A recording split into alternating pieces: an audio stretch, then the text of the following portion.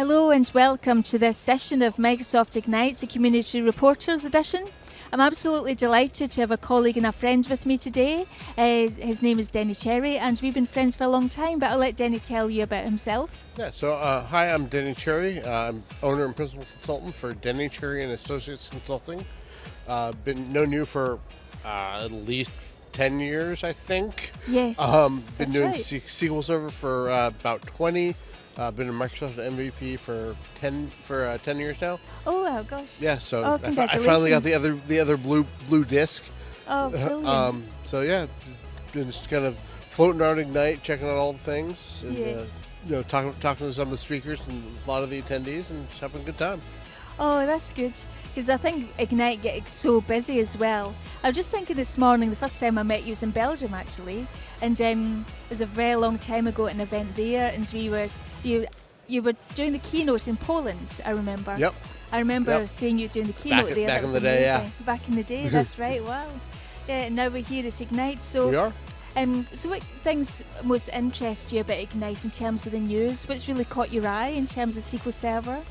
So I mean, in terms of SQL Server, obviously the biggest thing is the big release that came out on Monday of SQL Server 2019. Yes. That's probably kind of one of the coolest things that's come out that as far as in the SQL Server space, just because of all the features that are tied into that, with the ability to query out from all these various data sources and kind of really move that whole process forward.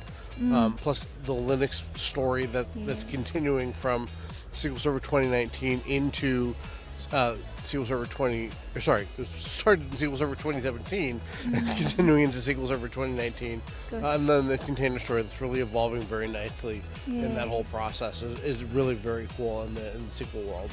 That's very cool. So do you think as part of the consulting work that you do that actually that's going to be a real benefit to customers? Are you starting to see this as being part of their customer stories?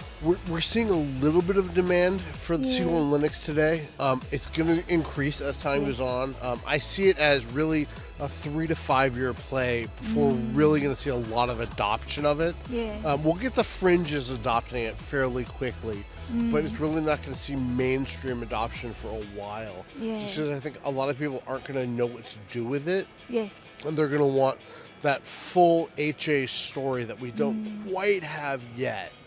We have some of that, but not quite all of it. So I think that's one of the things they're going to want to fix. Yeah, that's true. And I think for me personally, the fact that SQL Server seems to be becoming a player in the big data field as well. Definitely, yeah. Which seems surprising, is that because I remember it. I don't know when you started dealing with SQL Server. We must have started about the same time. 6.5, yeah. 6.5, yeah. Gosh, we must sound really old. I know. So when we look at it, I remember installing SQL Server and it fitted on one CD. For those who don't know at home what a CD is, we might put a link up. We used them from an MSDN, then you just flipped them upside down and used them as your cup coaster. Yep, because that was all they were good for at that point. That's right. So looking back, it's just amazing because we've gone from this relational database and it was possible to know everything about SQL Server. Yeah. But And, that's that's all SQL was back then. It was just the relational data store. And that was all there was. It was amazing. Yeah, it was just incredible. And now look where we are, part of a big data store, get Spark in there as well. Yeah. And I don't know about you, but I think Spark in there is fantastic. I think people will start to understand that Spark is the enterprise tool for big data analytics. So I think it's huge. Yeah. And just, all the scale out and be able to query Hadoop and be able to query Spark all from the one engine.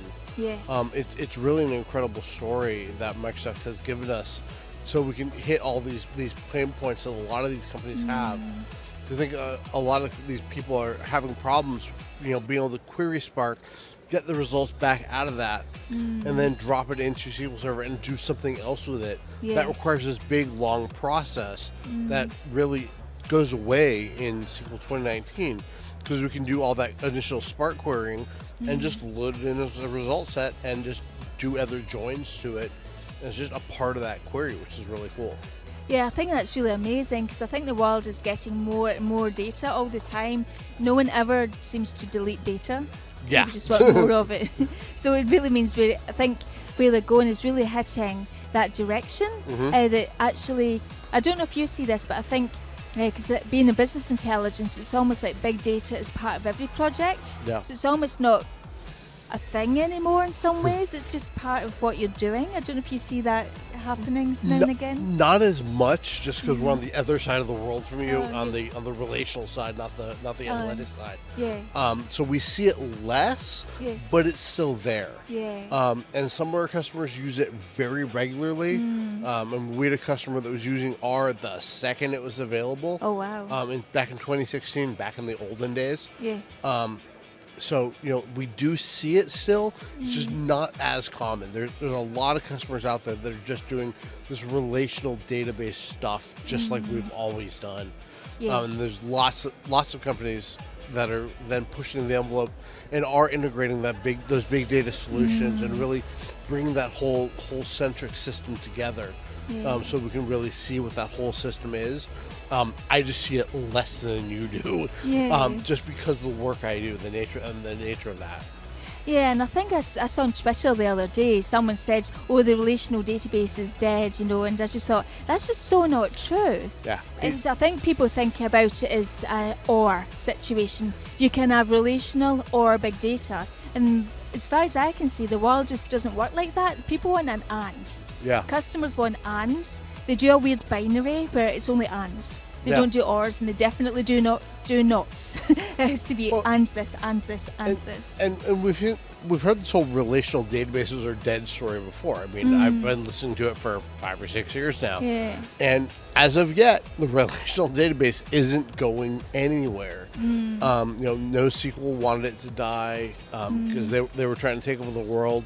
And that was great unless you wanted to have like an application about money. Then suddenly that whole process fell apart. So back to the relational world you go. And, the big data is going to be the same way. There's a lot of messaging out there saying, yeah, big data is the way to go. Everything's big data. Relational is dead. Yeah, we're going to still see relational databases. There's lots of use cases for them. And the way I'm positioning this and the way I'm talking about it with customers is there's a lot of features out there. There's a lot of apps out there, and there's a lot of ways to store data, and it's all about finding the right way to store every piece of information. Some things make sense in NoSQL, some things make sense in big data, some things make sense in a relational data store. It's all about storing the right kind of data in the right place, and then you're really going to get the performance out of the app that you're looking for. If you put stuff in the wrong place, performance is going to suck, your app's going to fail, and the whole thing's just going to be a nightmare. So it really makes a lot of sense to put stuff where it belongs. Exactly. And I think it's the right tool for the right job. And I think a lot of conversations that customers have, they just see the shiny stuff sometimes.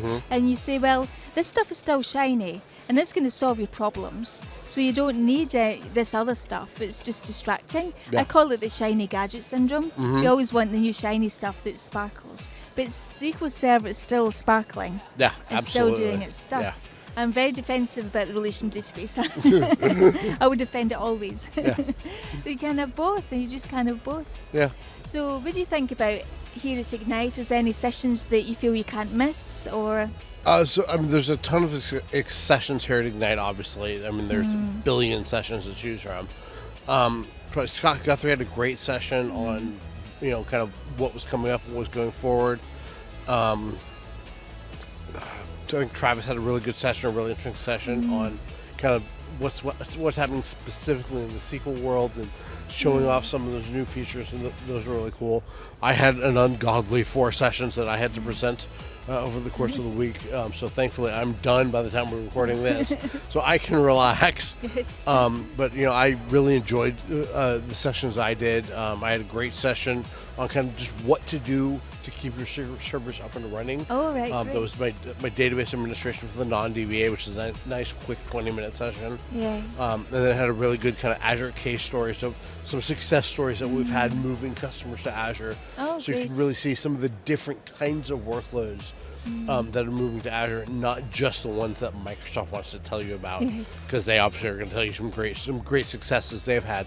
But these were just some really down to earth, normal companies, Yeah. like small, medium businesses, like everybody else works with, or most people work for, Yes.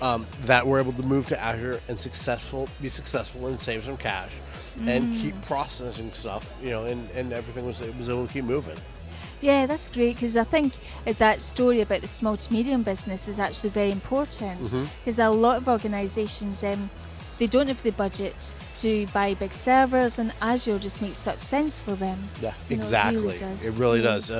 And I mean, one of our use cases we had in that session I presented, we ended up bringing in their Azure deployment about 70% under budget. Oh, wow. 30% under budget, 70% of budget. And the customer was very, very happy with that whole solution, obviously. So we, and we were able to move that whole thing forward, and they've actually moved their entire environment up to Azure, which is really cool.